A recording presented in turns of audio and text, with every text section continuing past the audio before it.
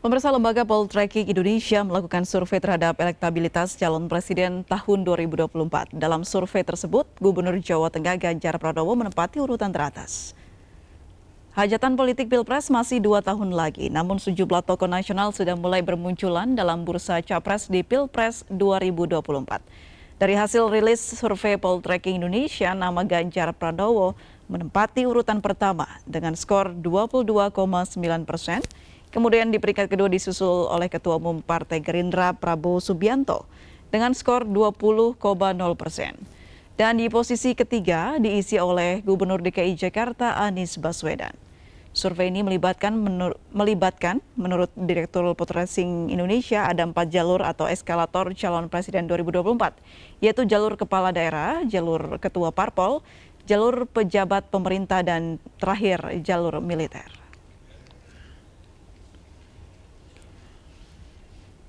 Sementara itu, survei dari sejumlah lembaga, Prabowo Subianto masih kuat sebagai kandidat calon presiden. Namun survei SMRC mengungkap perolehan suara Partai Gerindra justru cenderung menurun.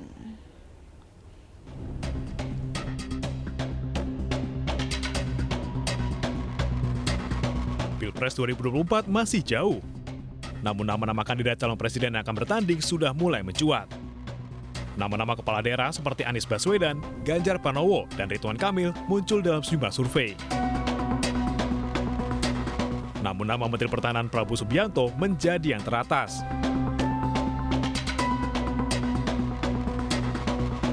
Dalam survei Indro Strategik, Prabowo memimpin dengan 17,5%, mengungguli Anies dan Ganjar. Begitu pula dalam survei Indikator Politik. Prabowo memimpin dengan 27,8%, jauh di atas Ganjar dan Anies. Sementara dalam survei SMRC, Prabowo dan Ganjar berselisih tipis, baru kemudian disusul dengan Anies Baswedan. Namun berbeda dalam survei Indeks, Ganjar justru mengungguli Prabowo dengan 17,5%.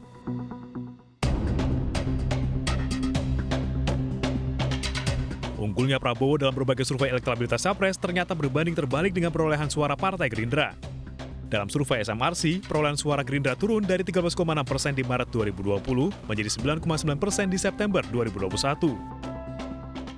Gerindra juga demikian, kelihatan bahwa pada Maret 2020 Gerindra dapat 13,6% dukungan, sementara pada September 2021 9,9%. Lalu, apakah kekuatan nama Prabowo dalam berbagai survei menjadi pertanda positif baginya dalam Pilpres 2024? Tim iNews melaporkan. Ya, pemirsa, walau Pilpres masih 2 tahun lagi, namun survei-survei politik kandidat capres terus bermunculan. Sejumlah nama kerap muncul seperti Ganjar Pranowo, Anies Baswedan, Prabowo Subianto. Lantas dari banyaknya nama-nama yang mencuat, siapakah sosok yang potensial untuk maju dalam Pilpres 2024? Untuk membahasnya sudah bergabung bersama kami Mas Denny Irvani dari Lembaga Survei SMRC yang terhubung melalui sambungan Zoom. Selamat sore, Mas. Selamat sore, Mbak April. Baik, Mas Denny, bicara soal survei ini sangat menarik sekali ya, jelang Pilpres 2024 nanti begitu. Bagaimana, seperti apa perjalanannya? Apakah ada perubahan nama yang terjadi? Mengingat dari SMRC ini 5 kali melakukan survei ya setelah Pilpres 2019. Iya, betul sekali. Jadi SMRC secara berkala melakukan survei opini publik, diantaranya tentang preferensi publik terhadap calon-calon presiden. Jadi setelah 2019 pemilu, kami pada Maret 2020 sudah mulai melakukan survei tatap muka, dan itu sudah 5 kali sampai September 2021. Dan kita melihat ada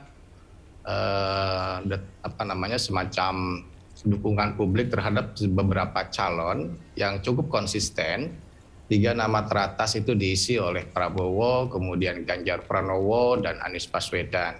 Selanjutnya nama-nama lain juga lumayan, elektabilitasnya kita lihat seperti Sandiaga Uno, ada AHY, Ridwan Kamil. Itu juga mendapat dukungan publik yang lumayan besar ya. Namun karena kita melakukan penelitian sudah beberapa kali, kami juga melihat ada perubahan dukungan publik ya. terutama kepada Ganjar Pranowo. Jadi kalau dalam Maret 2020 dia baru dapat 6,9%, sekarang naiknya udah lebih dari 2 kali lipat pada September 2021 jadi menjadi 15,8% dalam simulasi SIMED terbuka ya. Sementara 3 nama teratas tadi yang saya sebut yaitu Prabowo, Ganjar, dan Anies, di antara itu Prabowo itu justru mengalami penurunan. Anies juga sedikit naik dukungannya dibanding pada 1,5 tahun yang lalu. Jadi kalau pertanyaannya siapa calon yang sangat potensial, ini pertanyaan yang sangat penting ditanyakan kepada setiap lembaga survei, karena biasanya survei itu diharapkan bisa memproyeksi gitu ya ke depan. Untuk menjawab pertanyaan itu, SMRC sudah melakukan analisis potensi atau ya potensi elektabilitas calon di masa mendatang, yaitu dengan cara melihat elektabilitas tokoh-tokoh di antara yang tahu pada tokoh itu. Kalau sekarang perbedaan elektabilitas masing-masing calon itu di antaranya paling besar disebabkan oleh perbedaan tingkat pengetahuan publik. Nah, dari calon-calon yang ada, yang paling dikenal oleh publik itu Pak Prabowo Subianto yang sudah 98% dia tahu. Orang-orang tahu nama Prabowo. Sementara nama lain seperti Ganjar Pranowo itu baru 67% yang tahu Ganjar. Nah, supaya fair, kita lihat pada kelompok pemilih yang tahu Ganjar, tahu Prabowo, dan juga tahu Anies, ya 3 nama terbesar. Dalam analisis ini kita lihat Ganjar Pranowo unggul signifikan atas Prabowo. Jadi kalau di antara kelompok pemilih yang sama-sama tahu, Ganjar itu elektabilitasnya mencapai 44,8%. Baik, dan pertanyaan selanjutnya Mas, apa yang membuat Ganjar ini seakan-akan memperoleh hasil yang signifikan berada di puncak begitu? Apakah ada jawabannya dari hasil yang diperoleh? Ya, yang paling elementer dalam elektabilitas itu pertama popularitas, awareness publik. Yang kedua likability, yaitu seberapa tinggi tingkat penerimaan publik terhadap calon itu, seberapa disukai calon itu. Nah, Ganjar dia dapat elektabilitas yang sangat tinggi atau bahkan unggul dalam simulasi di antara yang sama-sama tahu itu karena likability-nya pun paling tinggi. Jadi dari yang tahu Ganjar, yang suka kepada Ganjar itu 85%. Yang paling tinggi itu, bandingkan dengan yang suka dengan Prabowo. Dari yang tahu, yang suka 73%. Anies Baswedan, dari yang tahu, yang suka 76%. Itulah yang menjelaskan mengapa Ganjar elektabilitasnya sangat tinggi dan kemungkinan masih belum bisa terbendung sampai beberapa waktu ke depan. Baik, dari 5 kali melaksanakan survei begitu, apakah sudah mulai terlihat atau terbaca apa yang mempengaruhi faktor-faktor apa yang mempengaruhi masyarakat memilih calon presiden di tahun 2024 nanti, Mas? Iya, dalam voting behavior kita mengenal ada beberapa faktor penting ya yang mempengaruhi pemilih dalam memilih seorang calon presiden. Yang pertama itu faktor psikologis. Faktor psikologis itu turunannya adalah popularitas dan likability. Ya, orang kalau punya personal quality yang bagus di mata publik, calon yang punya personal quality yang bagus itu cenderung akan lebih dipilih. Publik akan memilih yang lebih dia sukai. Dari dalam berbagai dimensi. Dari sisi yang pertama paling penting itu integritas dari si calon. Integritas itu jujur, tidak korupsi, gitu ya. Satu antara kata dan perbuatan itu adalah fondasi paling dasar. Yang kedua, publik akan melihat sifat empati dari si calon. Seberapa hangat calon dengan masyarakat, seberapa dekat dengan masyarakat, itu akan menjadi kunci yang kedua. Yang berikutnya itu sudah agak jauh pengaruhnya, diantaranya kapabilitas. Ya, setelah 2 fondasi tadi, pemilih baru akan melihat kapabilitas. Seberapa mampu si calon memimpin Indonesia ke depan menjadi lebih baik. Itu dari sisi psikologis ya. Tapi juga ada pemilih yang memilih atas dasar pertimbangan kalkulasi rasional. Oke. Apa itu? Dikaitkan dengan salah satunya adalah kondisi secara makro saat ini atau ketika pemilu itu berlangsung. Kondisi apa? Di antaranya kondisi ekonomi. Ya. Kalau kondisi ekonomi baik, maka calon yang didukung oleh partai pemerintah yang berkuasa sekarang akan mendapat insentif. Sementara kalau kondisi ekonominya buruk, akan dapat punishment, tidak akan dipilih, gitu. Atau juga melihat approval rating dari pemerintahan yang sedang berlangsung. Kalau misalnya sekarang ini Pak Jokowi menjadi Presiden Indonesia. Nah, kalau kepuasan Pak Jokowi tinggi, maka calon yang punya asosiasi kuat dengan Pak Jokowi akan mendapat insentif karena publik akan ingin memilih orang yang kurang lebih akan bisa melanjutkan pembangunan Pak Jokowi, kira-kira. Nah, yang ketiga juga ada faktor sosiologis, di mana pemilih itu memilih karena persamaan latar belakang sosial. Misalnya latar belakang etnisitas, latar belakang agama, latar belakang gender, umur, dan seterusnya. Yang paling kuat diantaranya berdasarkan riset kami dari sisi sosiologis yaitu faktor agama dan juga etnisitas. Ya. Misalnya orang Jawa itu cenderung lebih banyak memilih calon yang berasal dari etnis Jawa juga gitu. Itu juga ada. Tetapi dari 3 faktor tadi, faktor sosiologis, faktor psikologis, dan faktor rational choice, biasanya faktor sosiologis itu tidak terlalu sangat kuat. Yang paling kuat adalah faktor psikologis. Bagaimana kualitas personal si capres itu sendiri. Kalau dia punya kualitas personal yang positif, dia punya integritas, dia punya empati, itu akan menjadi modal penting bagi pemilih untuk memilih calon yang bersangkutan.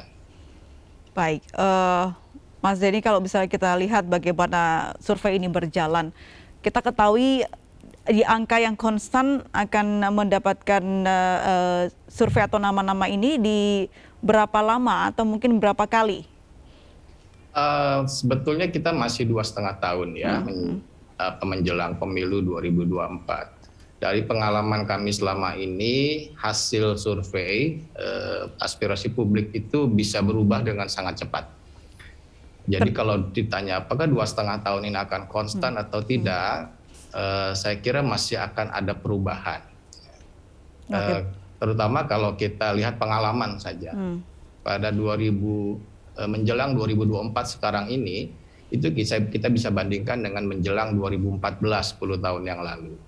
Di mana tidak ada incumbent yang akan bersaing lagi. Ya, kalau sekarang Pak Jokowi tidak akan bersaing lagi, dulu juga Pak SBY sudah 2 kali. Nah, di sana ada nama-nama baru yang akan menjadi calon presiden kita. Dan pada saat itu, 2,5 tahun menjelang 2014 yang lalu, itu tidak pernah ada orang yang mendukung Jokowi sebagai presiden dengan dukungan yang besar. Tidak ada, belum ada nama Jokowi di benak pemilih sebagai calon presiden. Yang adalah dia seorang wali kota Solo, kemudian akan menjadi calon gubernur DKI digadang-gadang begitu ya. Tetapi apa yang terjadi setelah beliau terpilih menjadi gubernur DKI, popularitasnya naik, menjadi rising star, dan ternyata pada 2014 yang menjadi presiden kita adalah Pak Jokowi, dan tidak ada yang menyangka. Jadi kalau sekarang masih 2,5 tahun, masih cukup lama ya Mas ya? Sangat mungkin ada perubahan besar pada preferensi pemilih. Gitu. Baik, perubahan yang diperkirakan akan cepat ini karena masih 2,5 tahun lagi, ini tergantung akan apa Mas? Kita akan tergantung pada momentum politik yang bisa saja akan terjadi dalam 2,5 tahun ke depan. Yang paling dekat kita lihat pengalaman baru saja adalah momentum politik yang terjadi pada Ganjar. Kita tahu bersama sejumlah elit partai di PDIP itu terlihat tidak tidak menerima gitu ya kira-kira kalau Ganjar akan jadi calon presiden. Dan ternyata itu kelihatannya malah mempunyai dampak yang positif terhadap Ganjar karena dengan adanya momentum itu ada pemberitaan yang begitu meluas, Ganjar justru popularitasnya naik, yang tahu Ganjar makin besar. Dan akhirnya elektabilitasnya pun naik secara signifikan dalam 3-4 bulan terakhir. Nah, apakah itu akan terjadi lagi? Sangat mungkin pada seorang sebut saja misalnya Ridwan Kamil, apakah Sandiaga Uno dan seterusnya. Momentum-momentum politik itu yang akan menjadi penting lah dalam elektabilitas capres. Berarti untuk yang sedang di atas angin, sebut saja Pak Ganjar ini harus bisa memilih langkah dengan tepat begitu ya, Mas Denny. Apakah ini berpengaruh juga untuk seperti apa nanti Ganjar akan dipinang oleh partai-partai lain yang mungkin bisa mengusung dia sebagai presiden? Iya betul. Pertama Ganjar harus bisa memaintain sentimen positif publik kepada beliau sampai 2,5 tahun ke depan. Yang kedua, Ganjar tentu membutuhkan perahu atau tiket untuk menjadi seorang calon presiden. Walaupun dia merupakan kader Partai Demokrasi Indonesia Perjuangan, tetapi sejauh ini PDIP kita lihat belum akan mencalonkan Ganjar atau bahkan mungkin tidak. Nah, apakah peluang Ganjar tertutup? Tentu tidak. Beliau masih bisa ada saja, partai-partai lain ya Mas ya? yang bisa mencalonkan beliau ya, karena PDIP dukungannya memang paling tinggi dalam pemilihan legislatif 19%, dan kursinya lebih dari 20% di parlemen sehingga bisa calon sendiri. Tapi partai lain kalau digabungkan bisa untuk mengusung seorang Ganjar misalnya. Nah, pengalaman kita selama ini, partai politik juga mempunyai kalkulasi yang rasional. Partai akan cenderung memilih calon yang punya potensi menang. Nah, kalau Ganjar potensinya bertahan, saya kira tidak menutup kemungkinan partai-partai politik di luar PDIP itu akan merapat ke Ganjar atau Ganjar merapat ke partai-partai di luar PDIP. Sejauh PDIP-nya belum berubah sikap ya terhadap Ganjar. Dan itu disadari sebetulnya oleh partai politik bahwa kalau partai mencalonkan calon yang tidak diinginkan oleh pemilih, sebetulnya partai juga beresiko terhadap penurunan dukungan pada partai itu. Dan itu sudah terbukti dari hasil kajian kami yang dilakukan melalui studi eksperimen ya. Partai akan menurun elektabilitasnya kalau partai itu tidak mencalonkan calon yang diinginkan oleh pemilih. Misalkan mencalonkan nama yang tidak jelas dan track recordnya tidak jelas, itu tidak akan punya insentif apa-apa. Baik, berarti survei ini masih gambaran awal ya Mas, dari bagaimana nanti prediksi calon presiden yang akan berlaga di pemilu 2024. Yang kita tahu politik itu sangat dinamis dan akan cepat bisa berubahnya. Terima kasih banyak Mas Denny SMRC sudah bergabung dan berbincang bersama kami di MNC News. Selamat sore Mas. Selamat sore Mbak April, terima kasih. Pemirsa, kami akan segera kembali, tetaplah di MNC News.